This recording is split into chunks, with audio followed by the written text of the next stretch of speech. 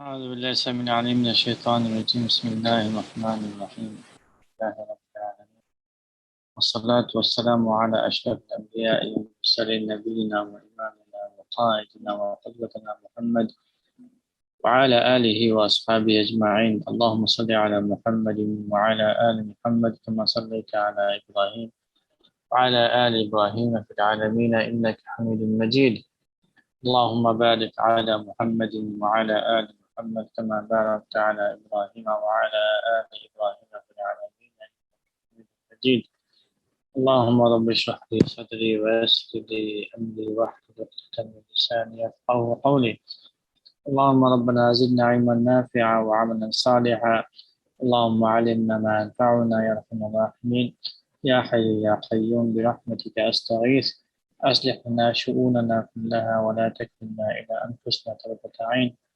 اللهم ربنا اغفر لنا ولإخواننا الذين سبقونا بالإيمان ولا تجعل في قلوبنا غلا للذين آمنوا ربنا إنك رؤوف رحيم اللهم ربنا هب لنا من أزواجنا وذرياتنا قرة أعين واجعلنا فينا إماما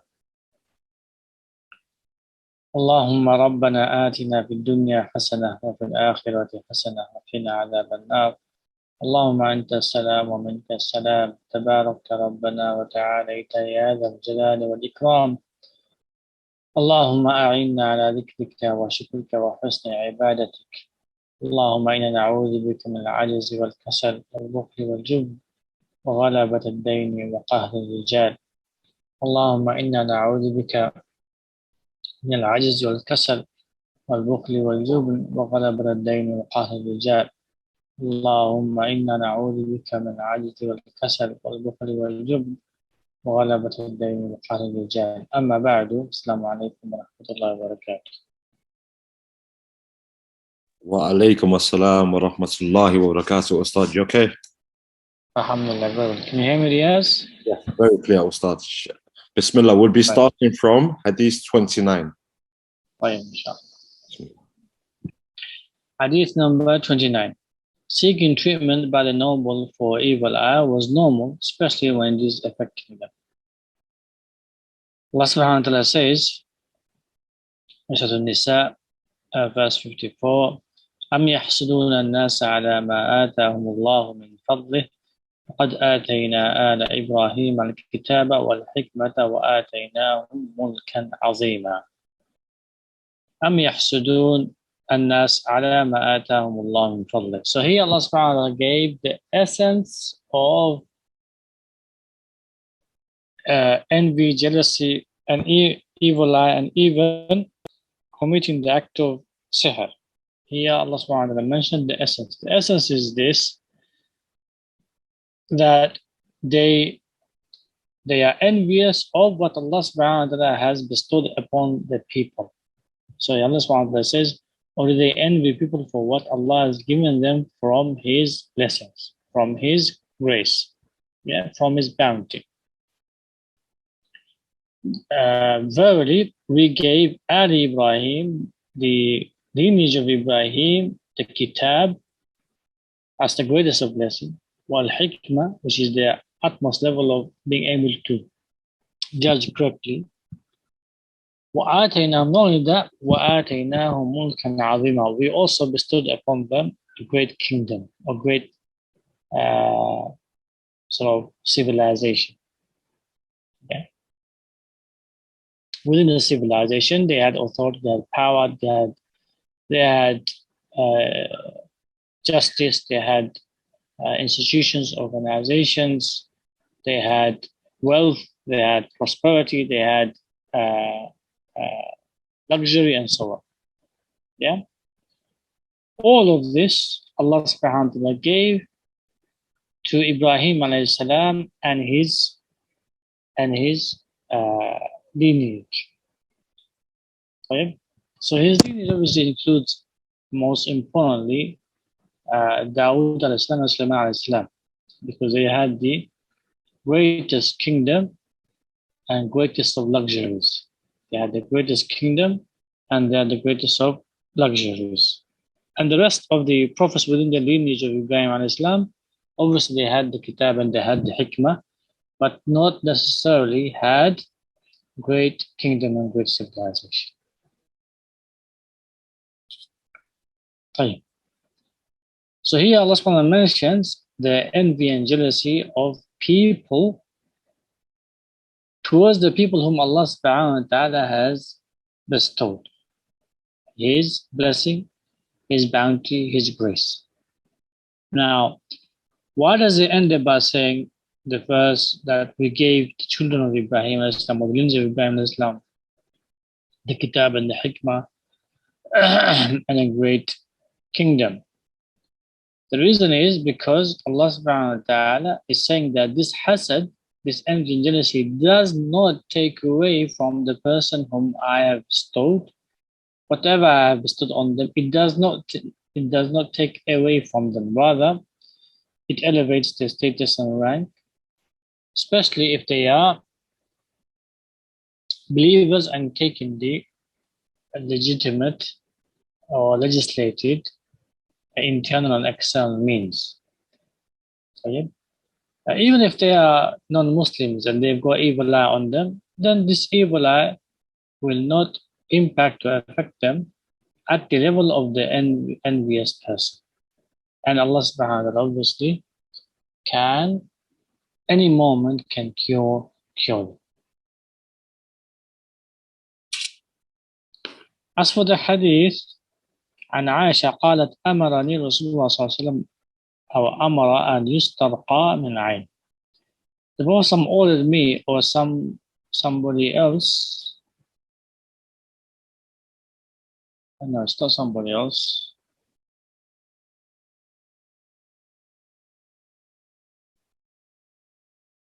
Wait, the Prophet ordered me or somebody else to seek ruqya from evil eye.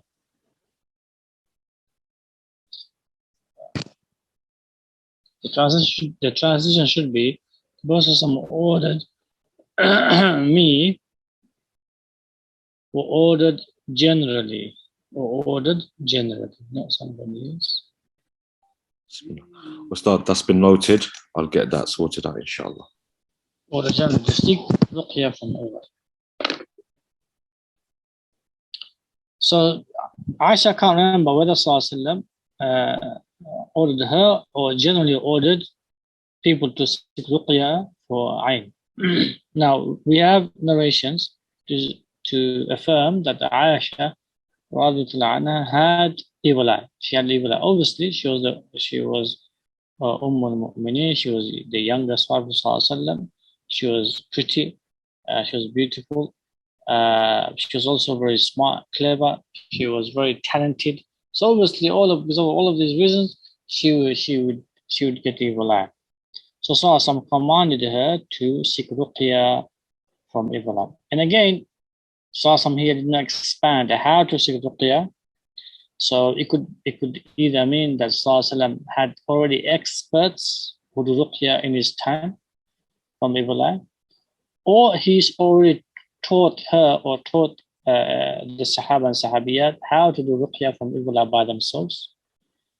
So he could be referring to either the experts or either self-ruqya. Now, there is a question, why didn't Sallallahu do ruqya on her? Now, Sallallahu used to do ruqya on himself and on Aisha and generally on all of his, anyone that was under him in terms of guardianship. Even the Sahaba, he used to do ruqya, we know that. But why didn't, for example, here he do ruqya on Aisha? The reason behind that is because Sallallahu is sort of establishing the deen of Allah subhanahu wa ta'ala and leaving experts behind. He's leaving experts behind. So, for example, he used to teach the Quran. At the same time, he used to refer other Sahaba to learn from other Sahaba the Quran. He used to say, learn from the Quran from so and so and so and so and so. So he's leaving experts behind for the greatest of revelation, and the final revelation. Yeah. So for him to do this, for him to refer to somebody else to seek ruqya shows or implies that Rasulullah taught them the specific ruqya or the general ruqya And so they became expert therein, and thereby Sallallahu is referring anyone ill to them. And we knew from the previous hadith of Salama that that was the case. That was the case. The Sallallahu left experts who were expert raqis.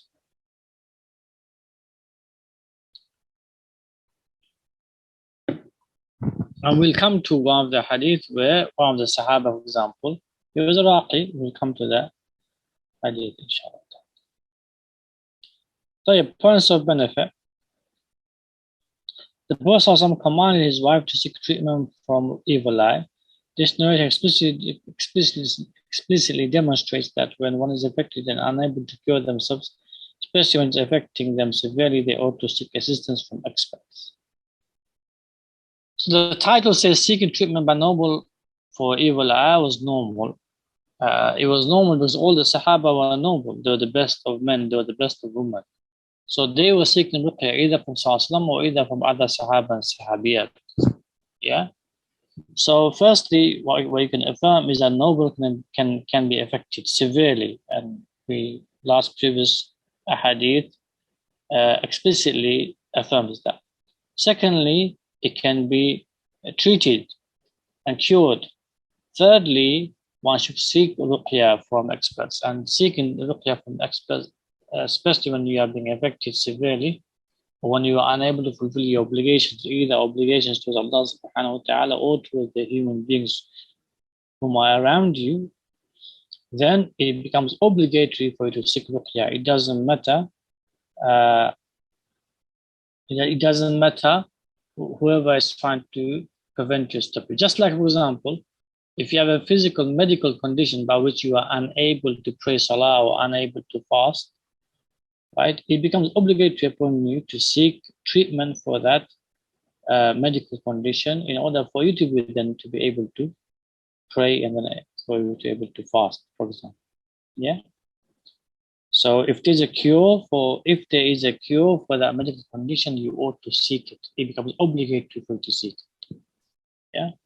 Anyone who prevents it, anyone who stops it, you go against them, even if it means your parents, even if it means your guardians. Yeah, you go against them because you are not fulfilling the duties towards Allah subhanahu wa ta'ala, towards the people who are around you, and it could be even towards yourself. There are obligations towards yourself that you need to fulfill, and maybe that you are unable to fulfill, then it becomes obligatory for you to seek Ruqya. For example, you are, because of not getting cured, you are committing sins, major sins, and you are preventing yourself from, for example, getting married, having children, right? You are preventing yourself from having a normal life as a man or as a woman. This is a marriage and having children and so on. Remember, the one who doesn't marry and has children when they're able to do so, it goes against the deen of Allah subhanahu wa ta'ala. It goes against the sunnah of Prophet and all the prophets. As Sallallahu said, whoever goes against my sunnah is not from me. So he's talking about those people. One of them who said, I am not gonna marry, I'm gonna worship Allah, I'm not gonna marry. So this goes against my sunnah. This goes against the sunnah of all the prophets. This goes against the sunnah of Allah subhanahu wa ta'ala. Why he's commanded that he's made everyone in partners and pairs. And it goes against my sunnah. I'm married. Sallallahu obviously had many wives. Okay? And having children, having Sallallahu said the best of pleasure and delights is a righteous wife, or a righteous spouse, right? A righteous husband, and having children. These are the words of blessings in dunya. Why and how? Because they assist you in goodness. They make you a better person. They develop you, they discipline you, they attain make you attain your potential more quicker. You also make them attain their potential more quicker. They also prolong your lifespan. Because if you have children, then they have children, then that's you having your lifespan, because they can make dua for, at least one of them will remember you making dua for, either generally or specifically. At least one of them will donate on behalf of you, either generally or explicitly or specifically. Yeah.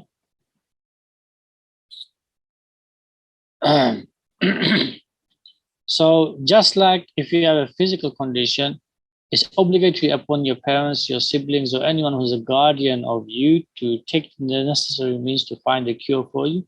Similarly, if you're being affected with sihr or ayn or hasad, then it becomes obligatory upon the guardians, the parents and guardians, or whoever is guardians over you, to take the necessary means to cure you. However, if they don't fulfill that responsibility, that role, then you have to get your relatives and the society, people who are known in the society, from your relatives to the society. You have to take the means. It becomes obligatory upon you. Take the means to find the cure through your relatives, through your friends, through the society leaders and scholars and so on, through the community. Yeah, you have to find it, because you are firstly harming yourself, and harming yourself is haram. Secondly, you are allowing oppression to continue, and allowing oppression to continue is haram. Thirdly, you are allowing the devil to win, and that is also haram. So you're committing sin just by not taking the means to cure. Firstly, you're harming yourself. Harming yourself is haram. Secondly, you're allowing the oppression to continue. Allowing oppression to continue is haram. Thirdly, you're letting shayateen and the evil people win, and that is also haram. So you're committing haram by not seeking treatment for cure of evil eye or ayn or hasad or sihr. Yeah. So I hope I am very, very clear regarding this. If while you take the necessary means to cure yourself and to cure your parents or cure your children or cure your spouse or cure your siblings, but you take the necessary means, you have to take the utmost legitimate necessary means. There's no only one option. There's many options. You take all the options. Yeah, you take all the options. You don't stop at one option. You don't just take one option and you stop. You take all the options to cure, because just like, for example, if your siblings are affected, your parents are affected, just like you are affected, they are also affected like that. That's just like you are not bothered to take Ruqya or seek Ruqya, they are not also bothered. So you have to take all the utmost legitimate necessary means to cure yourself and cure your siblings and cure your parents. So if they are not trying to cure you, then if you do the same thing, then you fall into the same sin of not taking care of your parents, not taking care of your siblings, yeah, or of your uncles or of your nieces. The more guardianship you have of a person, and the more sinful you become for not taking the means to cure them and find a solution for them. Yeah. So if your parents are preventing you from cure, and you also they are affected also, or your siblings are affected also, and they are preventing you from the cure, and you are not taking the means to cure them as well, then you're committing the same sin as them. So they are not fulfilling their guardianship towards you, and you are not also fulfilling your duties towards them to cure them. Is that clear? And secondly, you are sinful just like they are sinful. Thirdly, the cure is dead, and you are also not attaining the cure to fulfill the rights of other people. So you're taking the rights of other people as well. It could be neighbors, it could be relatives. You're cutting ties with relatives because of this evil eye or hasad or envy. It could be spouses, it could be children, it could be siblings. Yeah, you're harming other people, you're harming society. So you'll be sinful because the cure is there. The cure for Ruqya was there from day one, from Adam alayhi salam, and it was more explicitly given and more swiftly given to the Ummah of Muhammad sallallahu because there will be no other prophet coming. So Quran is cure, for example. Black seeds is cure, for example. Honey is cure, for example. Hijama is cure, for example. Yeah. Raqi reciting on you is cure, for example. Dua of your parents, of your loved ones, of you, of a noble person is a cure, for example.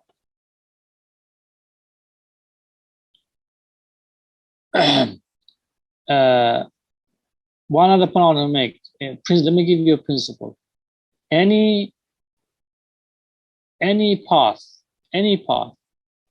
that leads, so any mindset, any understanding, any process of thought, any conclusion, any decision, any path that leads the shayateen to win, then know clearly, right? Know clearly that is from the plot and plan and deception and manipulation of shaitan in itself. So if at the end of the road, you're not taking ruqya, what does that mean? That means the shaitan is winning. So it doesn't matter how you concluded that you're not taking ruqya.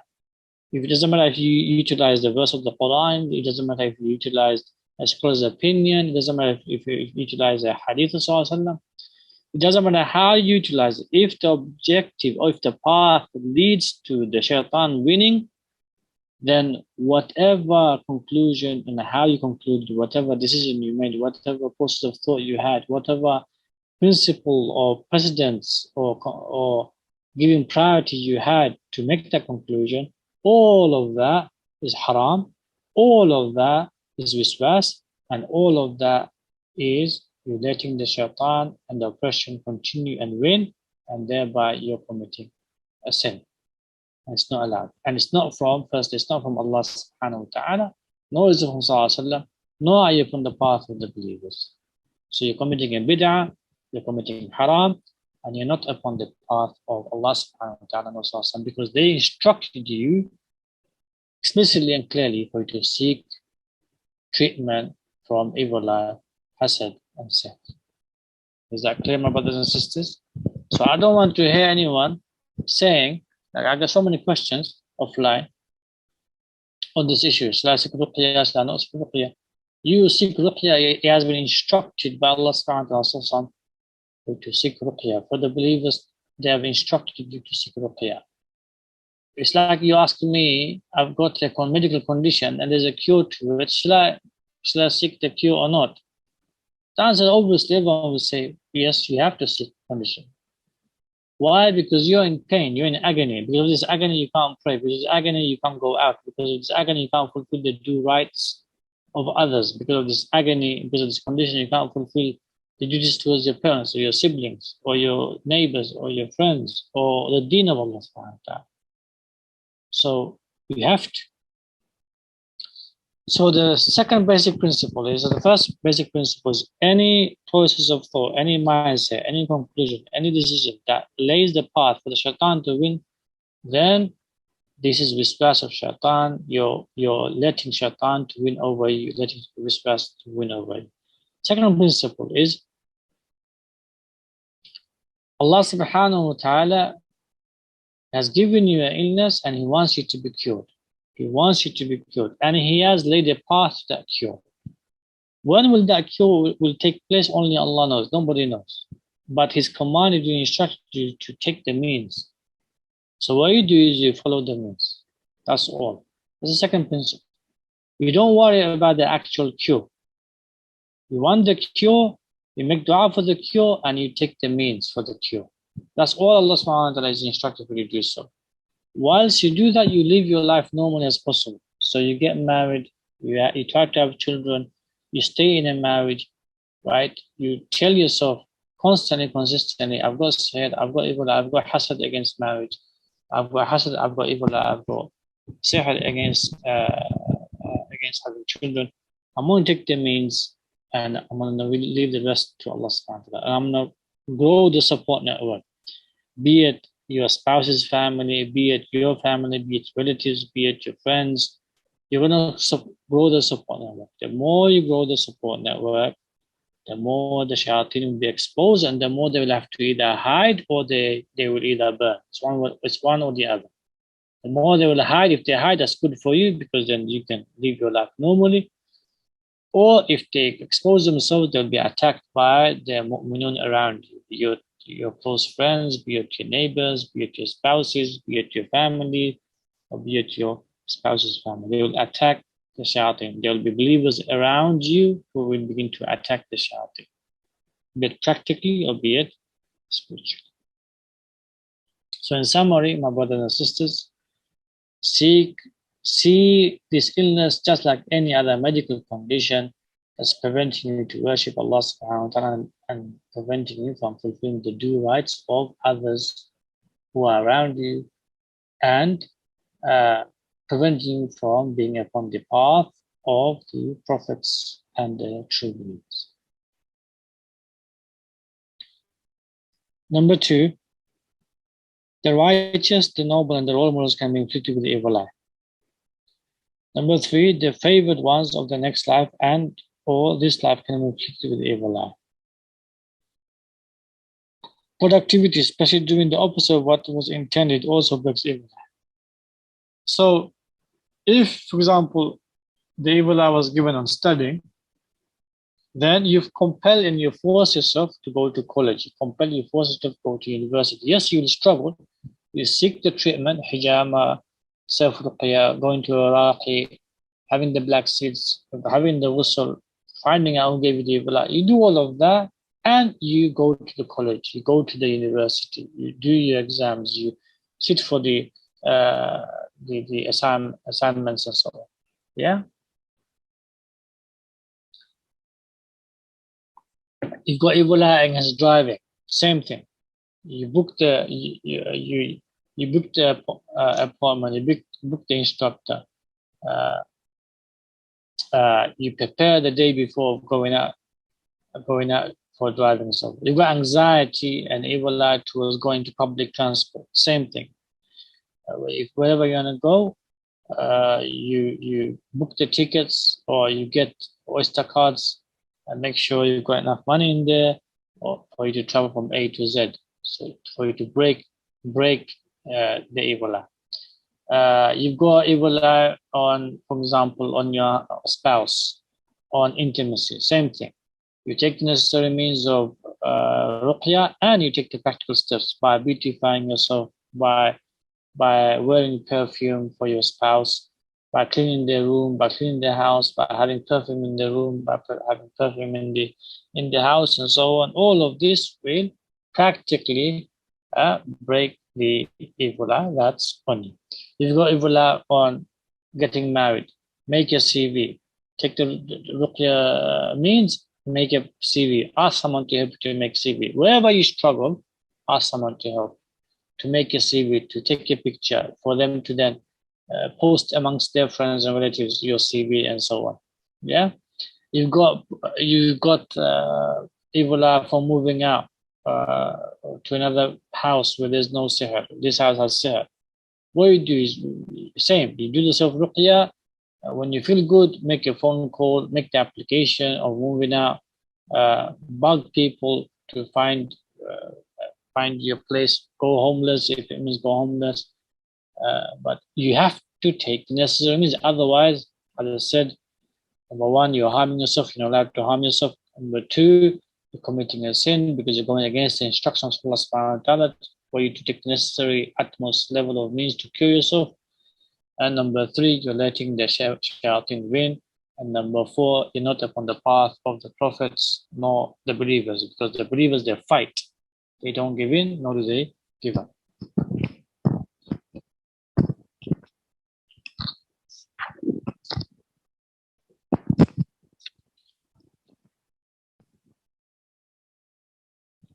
To let you know, I've got power cut here, so if I log off, then you shall just bear with me, inshallah. I'm using hotspot for my phone, so that's why the net might be weak. So just be patient, inshallah. Hadith number 30. The Prophet ﷺ commanded that used washing water be given to the one that requested.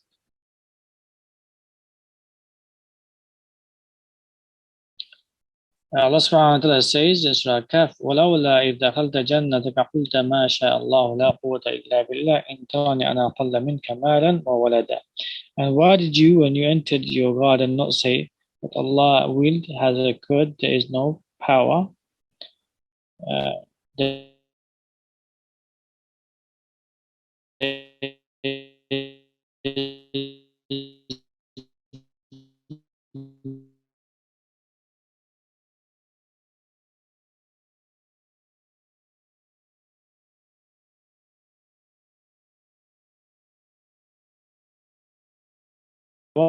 except with Allah, even though you see not even.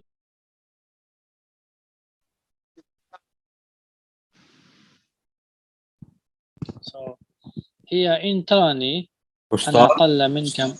Ustad, sorry to stop you. Literally, it was blank. We didn't hear anything at all for the last 2 minutes. Okay. Bismillah. Okay, inshallah. So the verse says, if you entered, basically there were two companions. One was Allah subhanahu wa ta'ala gave him so much wealth, and the other, he was his companion, his best friend, but he did not have wealth as his companion. So he was showing off. He was showing off, and he was showing off so much so that he had certainty that Allah subhanahu wa ta'ala was favoring him. Allah subhanahu wa ta'ala was favoring him, even though he was not fulfilling the duties of Allah subhanahu wa ta'ala. So his companions was warning him that don't boast like this, because he knows it's the reality of his friend. Don't boast like this, because Allah can take it away. And one of the advices he gave is, you're so amazed of your wealth and so the gardens and so on that you have, beautiful, they're so beautiful, mashallah, tabarakallah. You should say, at least you should say, mashallah, mashallah, la quwwata illa billah. I remember the name of Allah subhanahu wa ta'ala, attributed to the one who's creating all of these things. Yeah, and giving these things to you. Now, and don't boast these things because you see me, I don't have that much wealth, or I don't have that many children and so. So you're belittling me, you're humiliating me, and this obviously will anger and bring wrath of Allah subhanahu wa ta'ala on me. And eventually, obviously, he advises that Allah then eventually can destroy this. And this is exactly what happened. Allah subhanahu wa ta'ala within the night, Allah subhanahu wa ta'ala destroyed all of his wealth. So here the connection between the title, the process of command that used washing water but given to the one that requires it. Here, evil did not take place. So here, this person that was advising him, he did not give him evil eye. But what happened? He was boasting so much, he gave evil eye to himself. Yeah. So he gave evil eye to himself. How? Because he was not attributing to who? To Allah subhanahu wa ta'ala. He was attributing to himself. And obviously shaitan knows the reality. So whenever you attribute things that are doesn't belong to you at that level, you attribute to yourself, shaitan enters. Shaitan enters and then gives you the evil eye. So here, beneath the punishment, beneath the punishment of Allah subhanahu wa ta'ala, there was evil eye from this individual towards him first and foremost. And then Allah subhanahu wa ta'ala, above that, Allah subhanahu wa ta'ala destroyed him with the punishment because there was boast and so. So that's why ma sha'Allah la quwwata illa billah came, because the companion feared he was giving himself evil eye. He was giving himself evil eye and opening the door of shaitan, and obviously eventually opening the door of punishment from Allah subhanahu wa ta'ala. Just 1 second, brothers.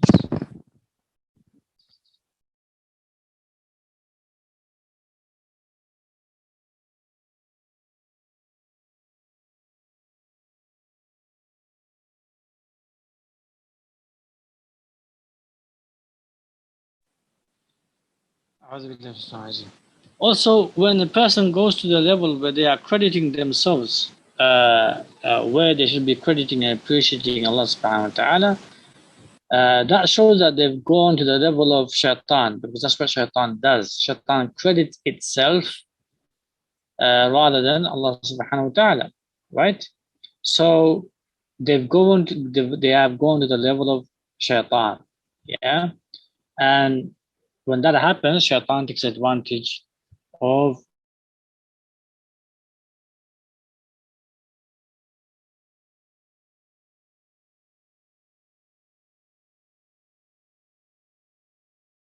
you and manipulates you. And so, what do you do? How do you cure yourself if you give an evil eye to yourself?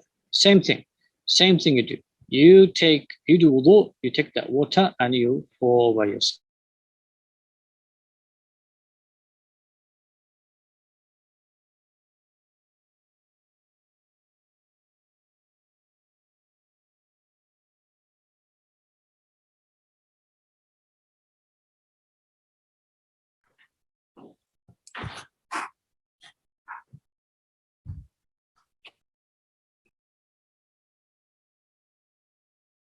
So you do the same. As for the hadith in Sahih Muslim, al-ainu haqqun walau kana shay'un. Regular thing is a regular battle you have to fight until your death. Until your death. Once you die, then evil eye stops. No one can give you evil eye anymore. And when you are asked to take bath as a cure from evil eye, you should take bath. So if someone asks you to give the water, they have a shak, they have a doubt, or they have a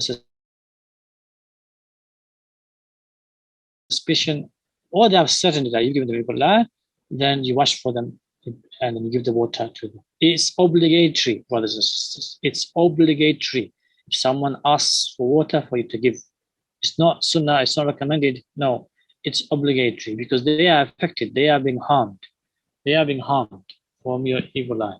So if someone asks water, right, we should have open heart that if someone asks for water, you give the water because you're curing your believer. Even if you did not give the evil eye, give the water, you'll get the reward. You'll get the reward. And you'll take away the suspicion and even if it means even certainty from the harm, the one who has been harmed. Then he can go to somebody else and seek water because he knows it's not from you, the evil eye. Yeah.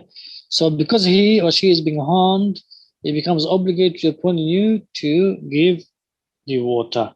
It's like someone who has a medical condition and they are unable to pray or they are unable to fulfill the due rights and live a normal life because of the medical condition, and you've got the cure for it. You've got the medicine, and they come to you and ask, "Can I have the medicines? I've got this condition. I will be cured." And you say no. What's the ruling on that? The ruling on that is haram. It's haram for you not to give. And what's the ruling on giving? It's obligatory on you for you to give the medicine. If it means you charge them, no problem. For the medicine, no problem. But if it's something so available, so easy to give, then you give it for free, don't charge. Yeah, you give it for free, don't charge. If you charge, it becomes sinful for you to charge something like someone's dying. You've got plenty of water and someone's dying out of thirst, and you charge them, you'll be sinful there, especially if you've got plenty of water. So, for example, just washing yourself and giving is easy to do. It doesn't cost you anything. And thereby you should give. Now, we don't have the hearts, especially because of all the illness and disease that people have in their hearts and all the sins. We feel offended when someone asks for water. So, what's the best thing to do? The best thing to do is ask someone close to them to give water, and say it's not for myself, it's for somebody else. They're asking for you to give water. I can't tell who it is, and it's best for you not to know who it is because you both might be embarrassed or you both might be offended. So it's best you take water like that. If that doesn't, if you can't even do that, then as I said last time, wherever places that you visit or you visited, then wet a tissue with water and wipe that area. Everyone's DNA will be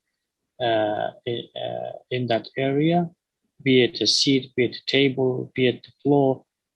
The DNA will be there. Squeeze the water from the tissue out into a bigger bottle, and then with that bigger bottle, for example, 5 liter bottle, use some of the water to do ghusl for 7 days because they've given you evil eye within those 7 days. Yeah, or any of those 7 days. So intend to break the evil eye of the 7 days. If you can do the ghusl twice a day, it's more better. Once in the morning, once in the evening, or once at the daytime, once at the nighttime, intending to burn away the evil eye of the day, and intending to burn away the evil eye of the night. See which ghusl affects you the most, be it day or be it the night one, and then, if, for example, if the night one affects you the most, then know that the evil eye was given at night. So focus on the night ghusl more. So yes, do the ghusl in the day, but the night one, take more water, take, for example, more means on the night ghusl. So, for example, have honey at night time just before the ghusl, have black seeds just before the ghusl, have sidr in the water for the ghusl. So take extra means because you know the evil eye took place at night.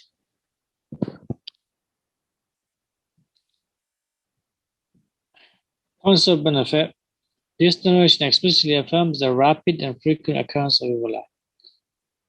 Number 2, seeking the used washing water of the person who either definitely or most likely gave evil eye was normal during the process of some time and commanded it also. And he commanded it also.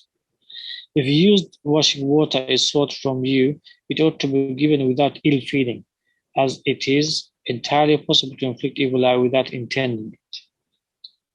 Yes, so it can be done without intending it, and not only that, you as a believer ought to want the cure of your brothers and sisters. If you don't have that wanting the cure for your brothers and sisters, even for human beings, and you got the medicine for it, then that's evilness. That's shayatanic attitude and character and personality. Yeah. Number 3, if you use washing water, not done that. Number 4, sweat or remnants of the person who gave the evil eye mixed with water and pouring it over the victim are key ingredients of the cure. Allah knows best. How does that take place? Only Allah knows. We can obviously have a theory, which is that there's a negative energy that came from them. When that negative energy touches their negative energy which they inflicted on you, it becomes positive. Yeah, so we can have that theory, but how it actually works, only Allah knows best.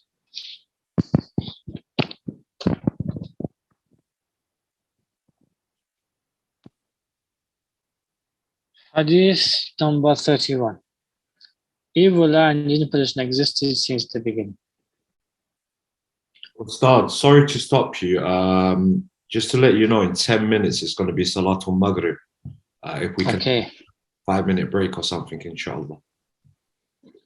Inshallah, we can stop here. Okay. We can stop here, inshallah, and we can come back at 7:20 maybe.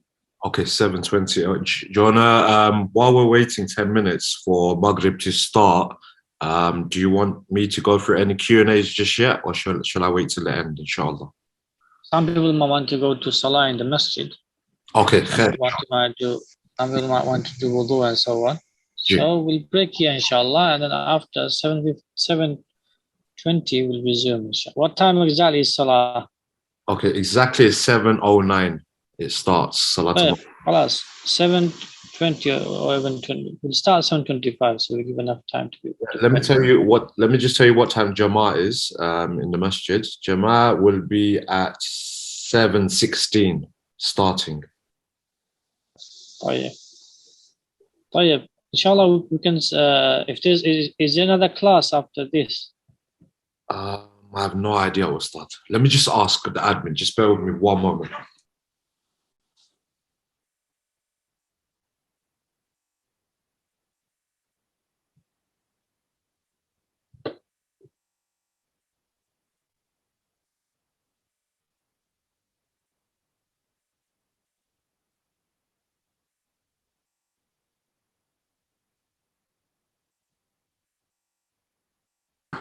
We'll start. There's no class, so it will just be this class for today, inshallah. Class, inshallah. Then we'll start at 7:25, inshallah. 7:25. Okay. For now, I'm going to leave the Zoom on, brothers and sisters. You can stay logged in. It's up to you, or you can log out and you can access again at 7:25. But for those who want to stay on, can stay on. I'll just leave it on mute, inshallah. Jazakumullah khair, Ustad. We speak to you shortly, inshallah.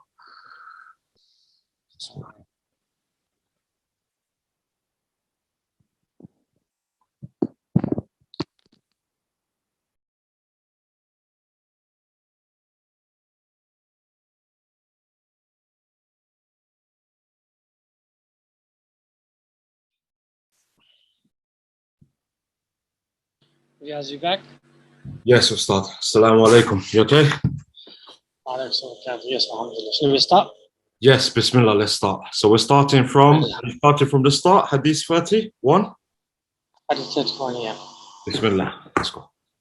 أعوذ بالله السميع العليم من الشيطان الرجيم بسم الله الرحمن الرحيم الحمد لله رب العالمين الحمد لله رب العالمين الحمد لله رب العالمين والصلاة والسلام على أشرف الأنبياء والمرسلين نبينا وإمامنا وقائدنا وقدوتنا محمد وعلى آله وأصحابه أجمعين أما بعد السلام عليكم ورحمة الله وبركاته.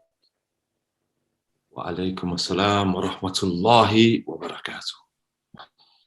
طيب, Hadith 31, evil and jinn-possession existed since the beginning. Allah subhanahu wa ta'ala says, إِنَّ الشَّيْطَانَ لَكُمْ عَدُوٌّ فَاتَّخِذُوهُ عَدُوًّا إِنَّمَا يَدْعُو حِزْبَهُ لِيَكُونُوا مِنْ أَصْحَابِ السَّعِيرِ. Allah subhanahu wa ta'ala says, إِنَّ الشَّيْطَانَ, i.e. Iblis, first and foremost, and then anyone categorized as a leader of the shayateen, he is within this. is your enemy. Now Allah subhanahu wa ta'ala just said shaitan is your enemy and left it. So left it because the next instruction can be understood from the first statement that shaitan is your enemy. Meaning, act and behave with your thought processes, with your conclusions, with your decisions, with your plans, internal and external, that he is your enemy. But after saying he is your enemy, Allah subhanahu wa ta'ala instructed us specifically, فَاتَّخِذُوهُ عَدُوًّا, take him as your enemy. What does that mean? It means that it's an instruction from Allah subhanahu wa ta'ala that you plan against him. You plot against him.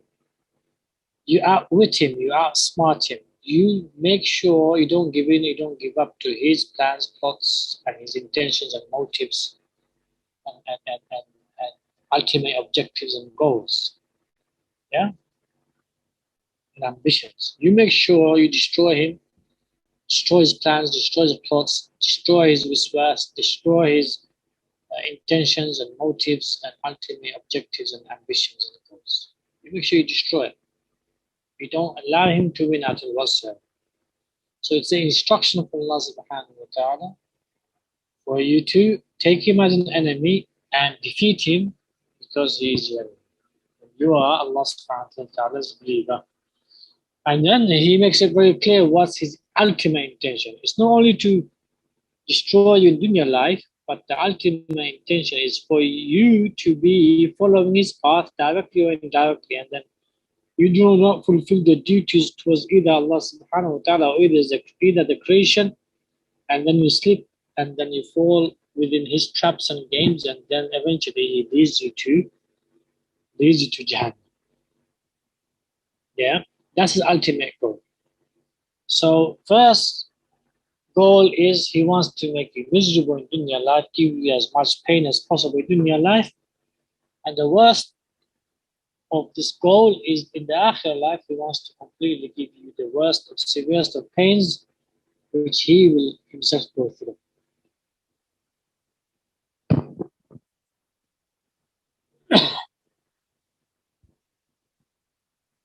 So he's deceiving everyone, and he's trying to deceive even the believers.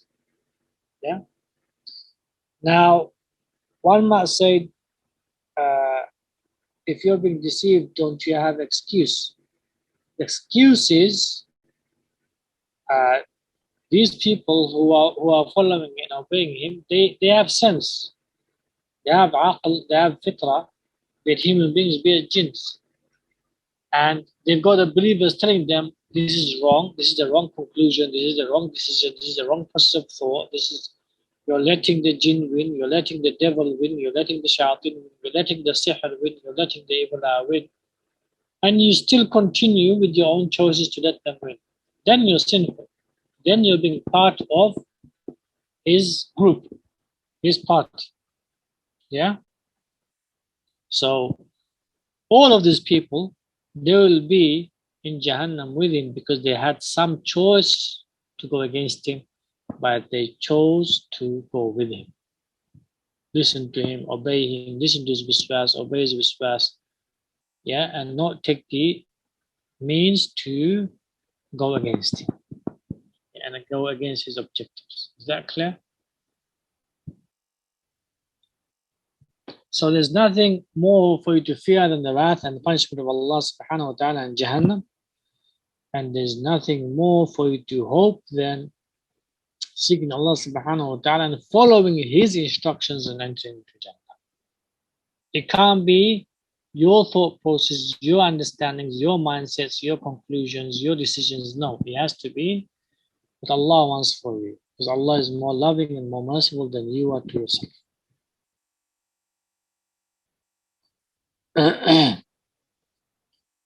So evil eye and jinn-possession existed since the beginning because shaytan, Iblis, existed from day one. And evil and harm existed from day one. Part of evil and harm is evil eye. Part of harm is jinns possessing and oppressing other jinns. And jinns, for example, one jinn overpowering another jinn, and jinn possessing human beings.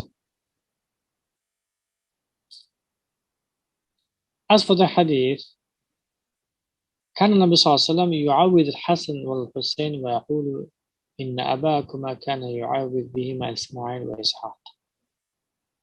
Prophet صلى الله عليه وسلم used to seek protection and take refuge with Allah subhanahu wa ta'ala for Hassan and Hussein.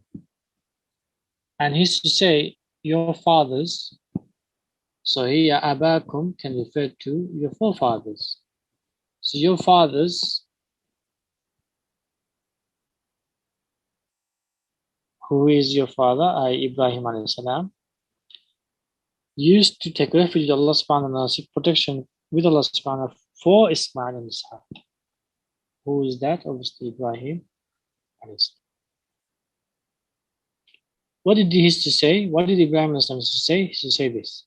أعوذ بكلمات الله التامة من كل شيطان وهامة ومن كل عين لامة.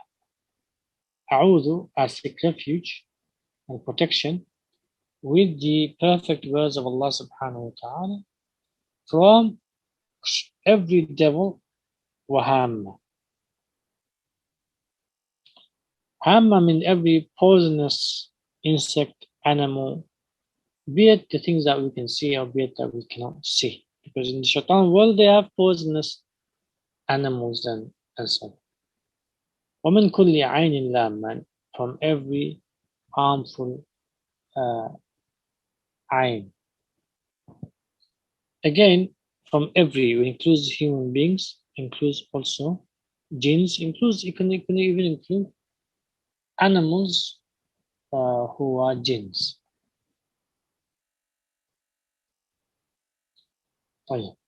Also benefit, this dua protects us and our children from the evil eye of shayateen and jinn. So you have to memorize this dua. أعوذ بكلمات التامة من كل شيطان وهمة من كل عين الله. Obviously, when you say it to your children, you say أعيذ, not أعوذ. You say أعيذ, أعيذ. So you change the ayn from dhamma to kasra, and then the first the alif you say instead of a you say u. So you change it to dhamma, u, and then ayn you change it to kasra, zir, and then you change the wa to ya, أعيذ. The rest is same. أعوذ بكلمات التامة من كل شيطان وهمة من كل عين.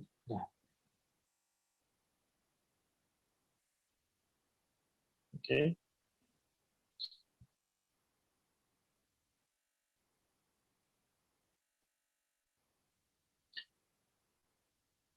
When you recite the dua, you can wipe, you can blow. So after you recite the dua, you can blow. Whilst you recite the dua, you can wipe on your children, you can wipe on yourself, and so on.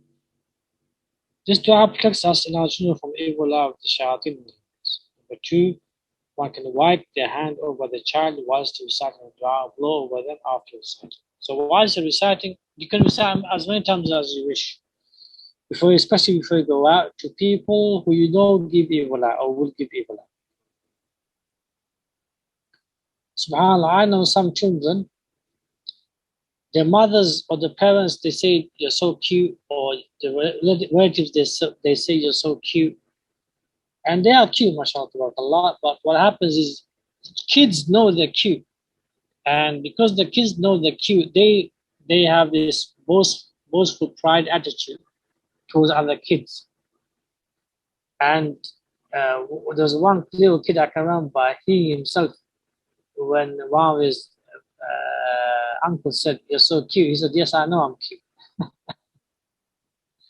Yeah, this is dangerous. Why is it dangerous? Because he or she can give evil eye to themselves. So this is dangerous for you to brag about your children, how cute they are, and so on, in front of people or in front of themselves, or how beautiful or handsome they are. And then this penetrates within their soul and hearts, these little kids, and then they give themselves evil eye when they look into the mirror. Oh, wow, I'm so beautiful. Oh, wow, I'm so handsome. This is very, very dangerous, because then it's not. Then you might think you're getting evil eye from relatives or neighbors, which may be true, but it could be also true that the kids themselves are given evil eye by themselves. So this is very bad in our culture, in the Bengali culture. We praise people because of the looks, girls, boys, especially women. Our women folk tend to praise girls a lot, and this destroys the siblings' bonding, because one sibling might be not that attractive, not that good looking, not that handsome, and the other siblings are, or one sibling is, and he or she finds always favors from the parents or uncles and relatives and neighbors and so forth, and the other girl or the boy or other siblings become insecure, feel left down, feel let down, feel unattended to, and they become envious and jealous of that sibling. So then the evil eye comes from their own siblings. Yeah. So this is dangerous. Never praise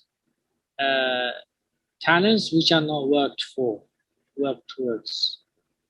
Never praise positive talents which are not worked for, worked and put effort therein. There needs to be discipline. And in that discipline, in that effort, you praise. You praise according to the effort, the discipline they put in. Yeah. We don't praise the actual talent in of itself.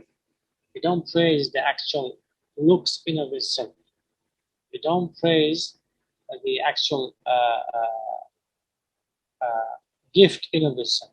What you praise is the effort they put in, or the utilization of that gift in a positive manner. For example, someone's beautiful in looks, but they're also humble. So you praise their humility. They're humble in the sense that they look after their siblings, they give confidence to their siblings, even though they know that a sibling is not that good looking. They give them confidence in other ways. For example, they take them out to invitations, they buy them stuff, they give them precedence. If the parents ask them, they say she or he will say, ask for her opinion, I the one who's not being attended to, and so on. So all of this shows humility and humbleness. Also, for example, he or she shy. So praise the shyness. He or she covers, praise the covering, praise his covering. So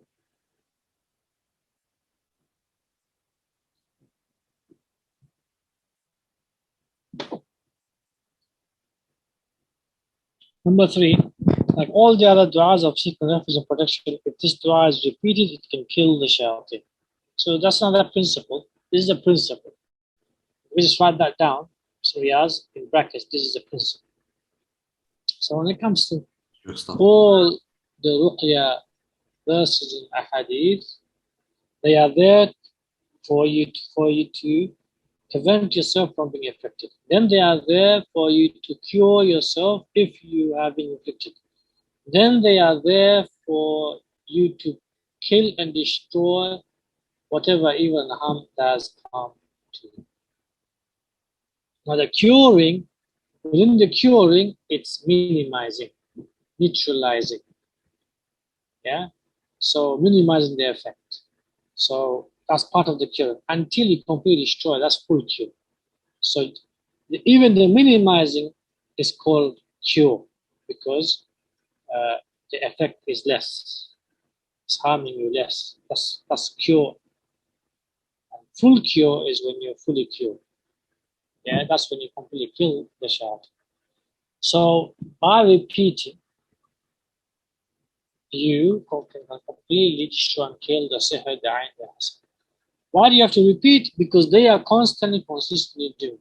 Those who are giving you evil, they are constantly, consistently giving you evil, even if they are not seeing you, because they've got a jealousy, that the negative energy, the burning sensation is still within them. Whenever they see you, it triggers them more, and that's when it comes out from the eye.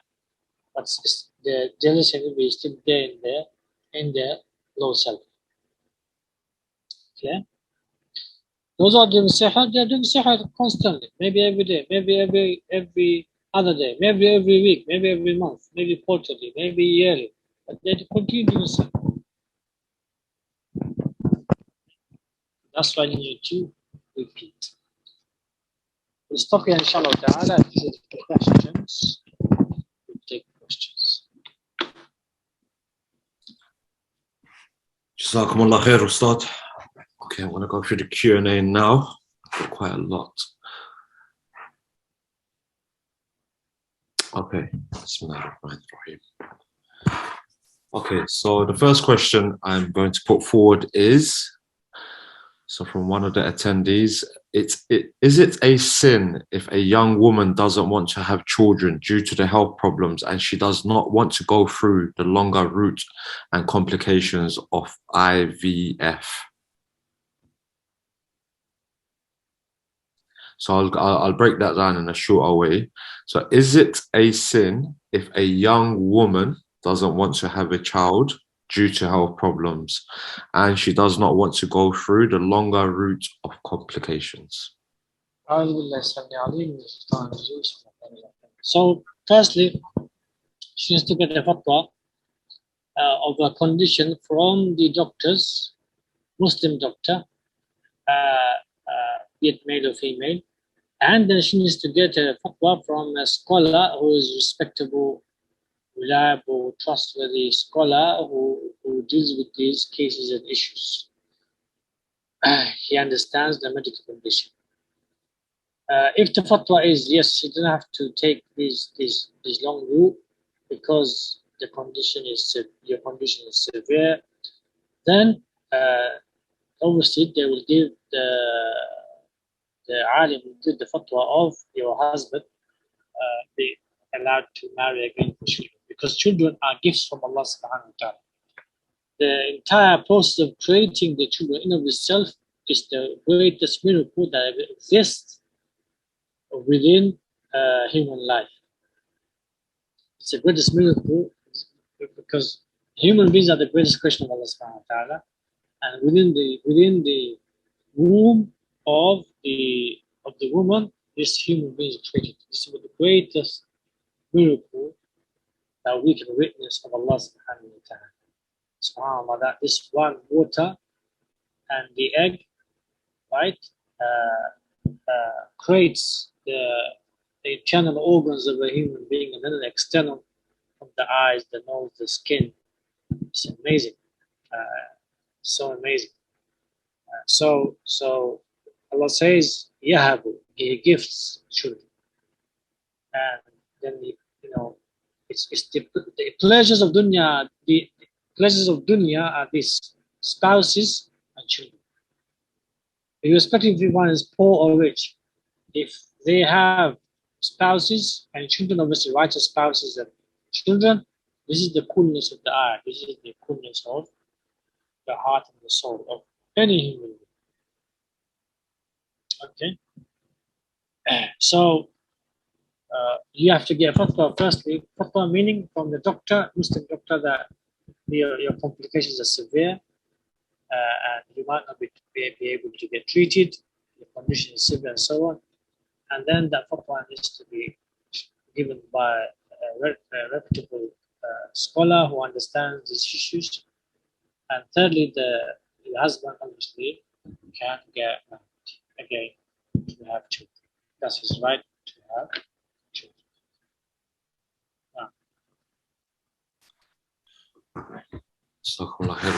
Okay, next question. Bismillah. Hope that was answered for yourself. If there's anything additional you want to add to that, you could just message now while we're online, inshallah.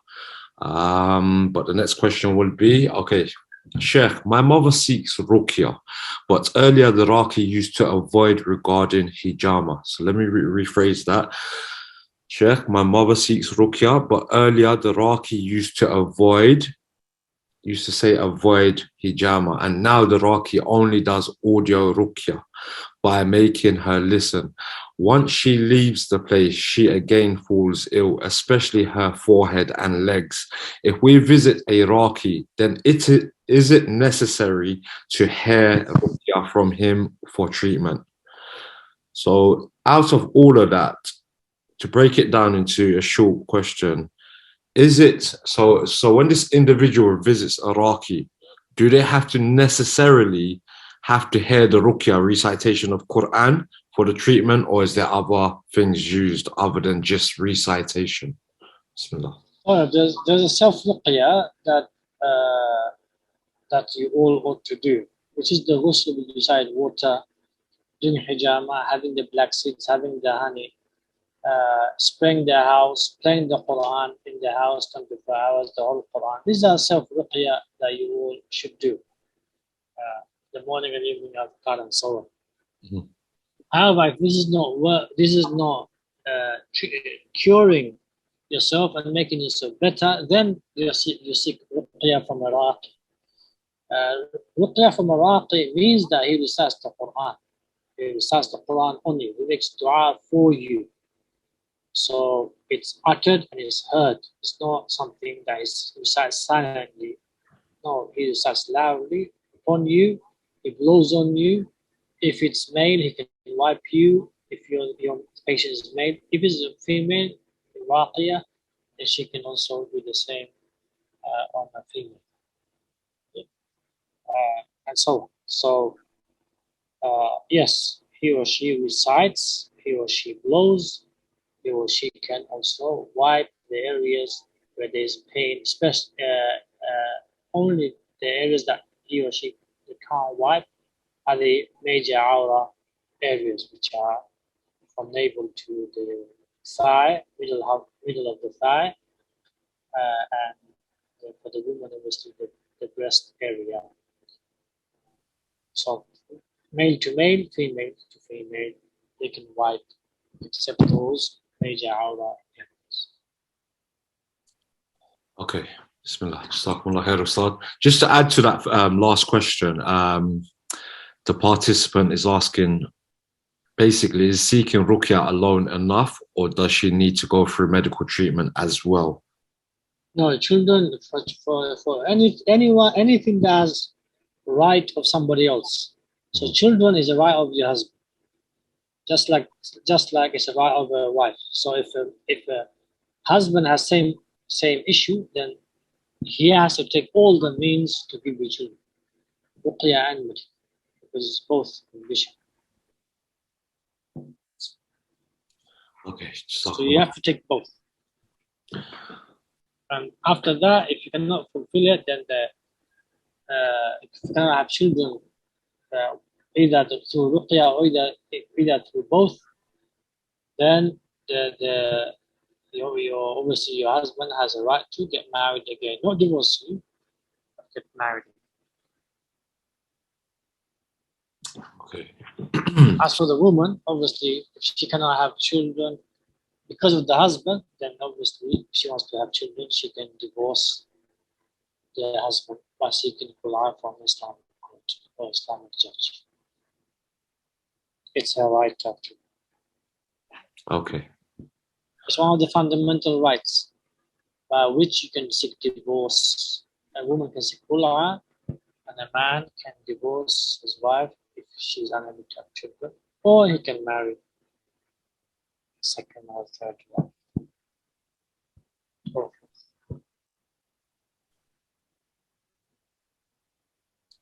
Okay, so there's one bit added again to the last question, just so there's not a confusion here. So I'm just going to read this out to yourself, Ustad. So if the young woman who is not married and she cannot have children or can't consummate marriage due to health problems, is she even allowed to get married according to the Sharia? Yes, she can. Okay. She can be second wife, third wife, fourth wife. She makes the conditions clear. She takes the means of Ruqya, she takes the means of medical, and she makes the condition clear to the husband and the husband's family. She can be a second wife, third wife, or even a first wife, but allows, obviously, she's not allowed, but is happy, content for her husband to have a second, third, fourth wife. Okay, Bismillah. Next question. Jazakumullah khair, Ustad. May Allah protect you. Allahumma ameen. How to deal with let me just rephrase this myself. How does one individual deal with a relative who may have done sihr and evil eye? Do you confront them? How does an individual deal with this without cutting ties? You don't confront them, you cure yourself first, and you gather evidences. So you focus on curing yourself and protecting yourself and your family, and you gather evidence while you're curing yourself. The gathering evidence can be dreams, gathering evidence can be the jinns saying who did this, and when the jinns speak, make sure you go into details. So make sure the Raqi goes into details. So the village, name me the village, name me the place where exactly the sihr is buried. So don't leave it vague, because by leaving it vague, it's not evidence. It has to be detailed, by which no one will know except the jinn that was present when the sihr was done. So when he or she, the jinn, gives these kind of details that no one can deny that this is unknown, this cannot be known except if if the jinn was present. So, for example, if he names a magician's name back in the village, and you ask that name of the magician, and they say it's true, that means this jinn is speaking the truth. And then the jinn says this sihr is buried in the grave of your dada, for example, and he gives your dada's name, and you go then you water the grave and you get cured. It's evidence. Or you go and dig the grave and you find that sihr, you find that door, for example, or you find the clothes, the exactly the way that jinn was described. They're speaking the truth. Yeah. So these are evidences. So make sure you go in detail. A lot of Rafi, they don't go in detail. And I obviously I tell them off. Because most of the people they're not, most of the Rafi sadly, they're not experts at that level. Because they have not gone through severity of sihr. As I said, for someone to be an expert, either they went through it or one of their close family member went through it and they were a means either of cure or they were close to cure. So they knew exactly, they know the ins and outs of what took place and what happens. Then they are expert. Then they are expert. I classify them as experts. So ask rigorous questions to find out details by which no one else will know unless the shaytan and the jinn was present doing the sihr and the one who was doing this. So firstly, focus on curing yourself. Secondly, gather the evidence. After you're cured and you're protected, confront the individual, especially or specifically if they are continuing to do sihr. Then warn them first. Tell them stop doing this. These are the evidences, either by yourself or either by the Rafi or either by the community leaders and scholars and so on. Then warn the other relatives who he or she may be doing sihr on. Let them know. These are the evidences. We made it very clear, but they are still continuing. They need to be exposed. Sahil needs to be exposed. Magicians need to be exposed. Anyone going to the magician, they need to be exposed. Why? Because they are causing harm to their families, to their societies. Rasulullah said they are committing kufr. And there is a punishment to that. Magicians, the punishment is obviously the proper punishment. And those who are going to them, they are committing kufr and thereby they need to be exposed by the society. And so this oppression does not continue and this harm does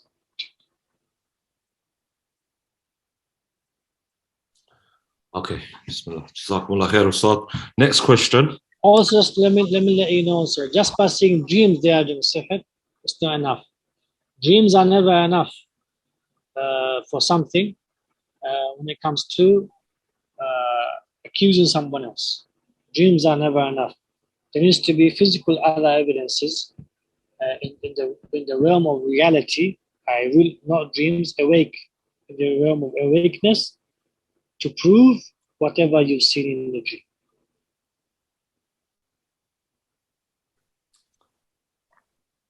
Okay. Bismillah ar-Rahman ar-Rahim. Ustad, the next question is got to do with, I'll read it out to you, but actually I'm not going to read this question out. I'm going to actually tell the person to contact Fitrah Center and book an appointment if they want a dream interpretation. So you can go to the Fitrah Center website, which is www.fitrahcenter, F-I-T-R-A-H, center, CENTRE.com, and you can select the option there for on-site Ruqya, consultations over the phone with Shaykh Abu Ubaid, or dream interpretation as well. The question also that you put forth is an anonymous attendee. It's not clear at all. So if you want to rephrase it and send it over again, inshallah, we'll get it answered. Jazakumullah khair. Okay, the next question. For 7 days ghusl for evil eye, can the same ghusl be done for sihr? Yeah. Okay. Can be the same 10 the breaking of sihr, because the essence of sihr is from hasad, envy. Okay. And the next question will be, how do you destroy sihr buried in the graves?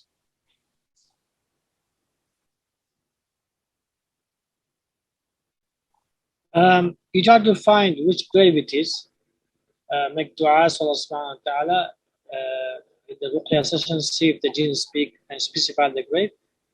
If they don't specify the grave, but they just say generally it's in your body, in your back home village, in your back home yard, then you first spray water, recite water over these graves with the intention of burning away the sihr that's being buried there.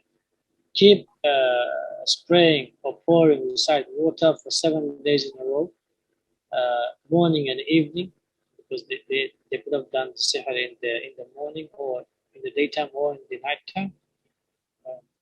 pour it twice. After Fajr, after Asr. After Fajr is for the night sihr. After Asr is for the day sihr. Do it twice every day, inshallah, and see how you feel. If you get worse or you get better straight away, that means the sihr is in that grave or is in those graveyards. Keep pouring it until you're cured. That's one way of doing it. Another one is to dig, especially if there's clothes there or dolls there, then to dig it up. To dig it up, then wash them with recycled water, and then bury. You can tear them apart, or you can burn them by reciting, or you can, if you found it inside the grave, untie whatever there's there, untie it whilst you're reciting, and then bury it again whilst you're reciting. Bury it in the deep depth of the ground, like sauce from it. Okay, Bismillah. Jazakumullah khair. Right, next one will be, how many more questions can you take, Ustad? Continue, inshallah. Okay, Bismillah. So the next question will be, Sheikh, when Iraqi does Ruqya, does their jinn come to us as we are not performing Ruqya and they are performing Ruqya? My mom falls sick whenever someone comes. Not clear. You might want to rephrase that, the question, brother or sister. I think I understood the question. Okay. If someone comes to do Ruqya and the patient falls ill, the important thing is for the whole family to do Ruqya and help and support, because this is a sign that the sihr is old, or the jinn is old.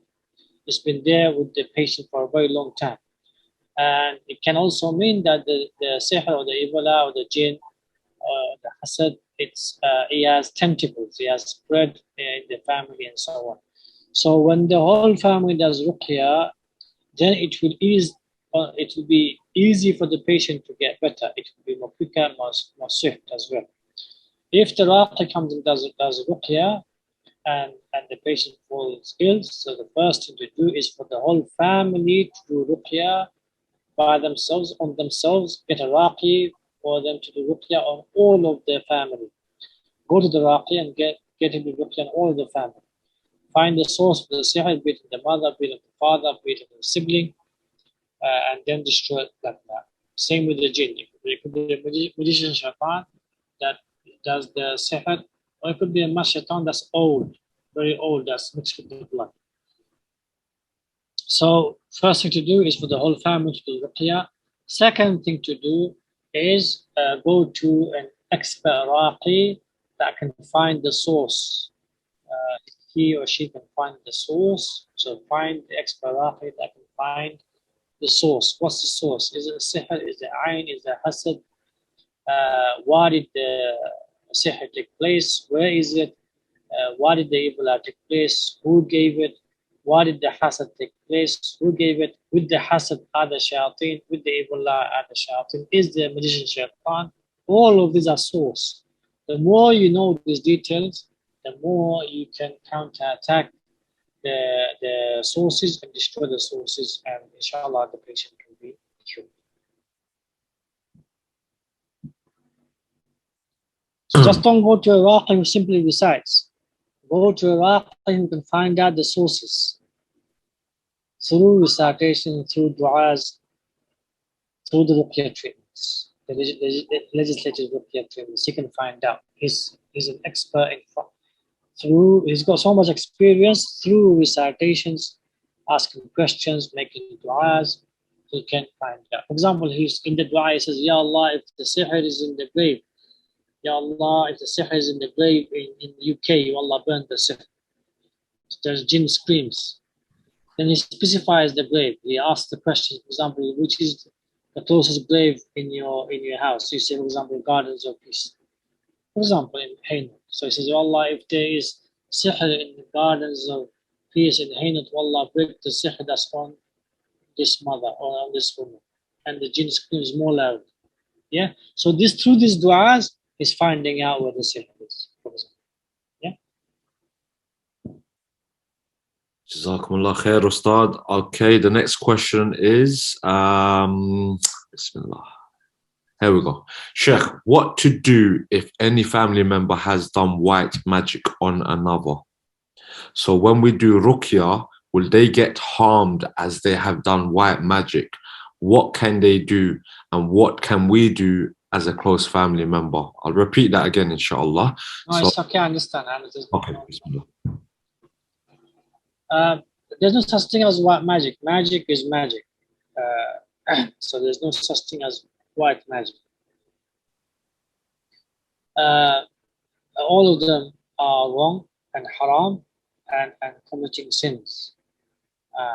And obviously, the worst of it is if kufr and shirk are uttered, then it's kufr and shirk. So the way to destroy white magic, as it's claimed, is just like any magic. So if you place them inside the water for 7 days or 3 days, 7 days is better because it includes all the days that they could have done sihr. And then you burn the paper or you tear it apart whilst you are reciting. Same with any other sihr. You take the pins out, whilst you're reciting, and then you can either burn it or you can place it inside water, and then you can dispose it as you dispose of anything else, inshallah. Okay. Jazakumullah khair, Ustad. So the next question is, okay,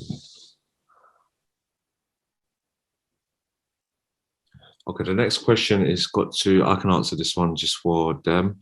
So in regards to the recording, brothers and sisters, any of the recordings of the past couple of weeks' classes from Ustad Shaykh Abu Ubaid have been uploaded onto YouTube, onto the Dar al-Alqam channel on YouTube. You can get that. Also, you can find it on the Telegram group, which this in particular, today's class will be uploaded in 2 days' time.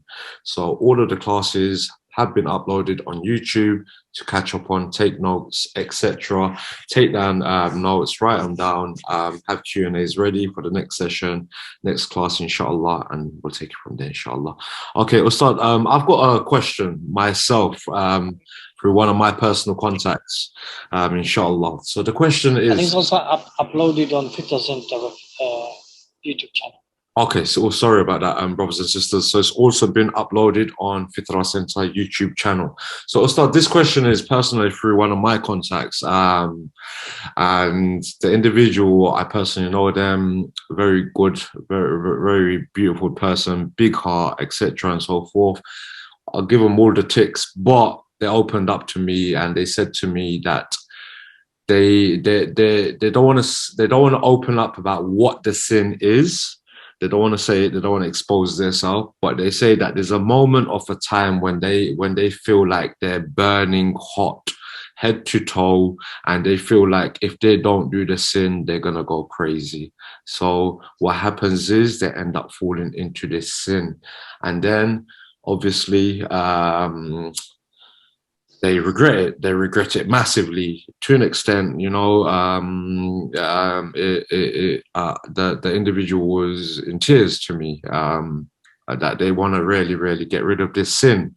But again, repeating, so this individual is afflicted and they literally say that they are burning head to toe, pins and needles, and they feel like when if they don't do the sin, they're gonna go majnoon, basically. They're gonna go crazy. So the answer to that is simple. Is for them to do the Ruqya shower 7 days and do self Ruqya. When that happens, they can recite A'udhu Billahi and blow into the hands and wipe. Will keep wiping the whole body, or simply blow around them because the shaitan has just appeared, and most likely that shaitan has come from a lustful intention through an evil eye. So self ruqya, and if the self ruqya doesn't work, then go to the Iraq. Okay. SubhanAllah. May Allah make it easy for everyone who's going through afflictions. Allahumma ameen. May Allah help everyone. Right, brothers and sisters, just to end this, inshallah, just to end this properly, inshallah. So just so you all know that Fitrah Center offers a service which is professional Ruqya treatment on site, along with on the phone. Consultation, got to do with family issues, marriage issues, and so forth. Dream interpretation with Ustad Shaykh Abu Ubaid. And also there's a hijama service for brothers and sisters as well. You can go to the website fitrahcenter.com and all of these services are there. There's also Ruqya items there for sale, and there's a delivery option as well. For example, like the Ruqya oil, black seed oil, Ruqya honey, and so forth. And these have all been recited on by the Mashaykhs with Allah's permission also. So just if you guys need any help, if your brothers and sisters need any help, also Ruqya audio. yes, something that has come out recently, which is the Ruqya audio speaker, which has the verses of the correct verses for evil eye, hasad, and so forth. But you can find the option there. It also shows exactly what is in this Ruqya player. And me personally, I've seen people's feedback in regards to the Ruqya player, and there's been a lot of good feedback. For example, there was an individual who wasn't sleeping well in their own property for 4 years plus, and the TV was on full with the Quran on every day. The phone, he had the Quran on it, but when he put the speaker on, he found the vibrance of this speaker was really effective, and the enemy didn't like it. Hence why I would highly recommend it to individuals who feel like they've got things at home that they want to try and get rid of, and so forth, inshallah. Again, may Allah subhanahu wa ta'ala make it easy for everyone. Allahumma ameen. May Allah subhanahu wa ta'ala keep us all firm, sincere, and accept all our khair. Allahumma ameen. Ustad Shaykh Abu Ubaid, may Allah bless you always, keep you blessed wherever you are, remove any of your obstacles, and grant you endless openings. Allahumma ameen, Allahumma ameen, Allahumma ameen. Thanks a lot, Ustad, man. It means a lot, honestly. It does mean a lot what you do for us lot. We maybe not tell you this, but we do appreciate it. And I'll say that on behalf of the attendees as well, because there are attendees that are participants in this class that have been attending every single week. And those who have been attending every single week, may Allah subhanahu wa ta'ala bless you abundantly with abundance. And just remove all your obstacles and difficulties and grant you ease in everything. There's that dua, and it's a dua I like as well, and it may help you guys. Ya al-hayyul ya al-qayyum bi rahmatika astaghith. It's so small, so short, and honestly, it's very effective, very effective. And one thing I learned from Shaykh Abu Ubaid myself, try to make these du'as from your heart without uttering from the lips. Yeah, subhanallah. I can go on. But Ustad, thank you so much. And Allah bless everyone, protect everyone. All the Muslims, cure all the Muslims, bless them with righteous spouses and role model children. Maybe in Asif the Ummah Muhammad Sallallahu Alaihi Wasallam. I've got one question for you, Ustad, from a participant. Can you take it? Yeah, Bismillah, bro. Bismillah. If my husband is still shaking, does that mean sihr is still present? It can mean that the athar of sihr is still there, not necessarily the sihr is there. Because sihr, it leaves athar, i.e. remnants. So the sihr can be destroyed, but the remnants can still be with the person for a couple of weeks, a couple of months, or even a couple of years, depending on how long the sihr was, or how long the evil eye was, or how long the mass was. It depends. So yes, it can leave.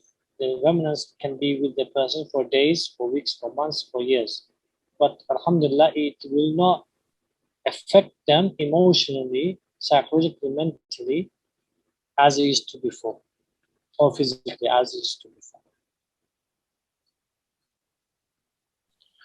Okay, Bismillah. Hope that helps, brothers and sisters. And Ustad, we're gonna pursue from next week as per normal, inshallah. Inshallah. Inshallah. Okay, Ustad, Jazakumullah khair. سبحانك اللهم وبحمدك أشهد أن لا إله إلا أنت أستغفرك وأتوب إليك. اللهم علمنا ما ينفعنا وزدنا علما نافعا. اللهم بارك علينا وبارك علينا. اللهم بارك لنا وبارك علينا وجمع بيننا في خير. اللهم إنا مسينا نشهدك ونشهد حملة عرشك وملائكتك وجميع خلقك أنك أنت الله لا إله إلا أنت وحدك لا شريك لك.